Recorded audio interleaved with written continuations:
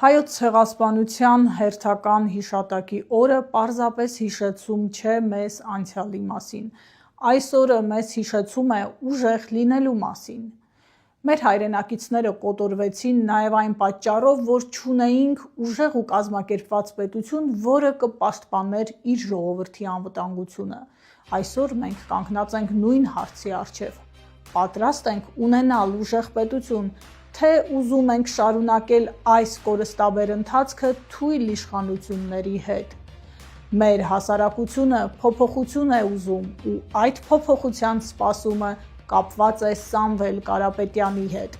Ուժեղ Հայաստան կուսակցության առաջնորդի հանդիպումը թիմակիցների հետ միայն մեր ֆեյսբուքյան պաշտոնական էջում ունեցավ 1.2 միլիոն դիտում։ Սա պարզապես թիվ չէ, սա ազդակ է այն մասին, որ մեր հասարակությունը պատրաստ է փոփոխության,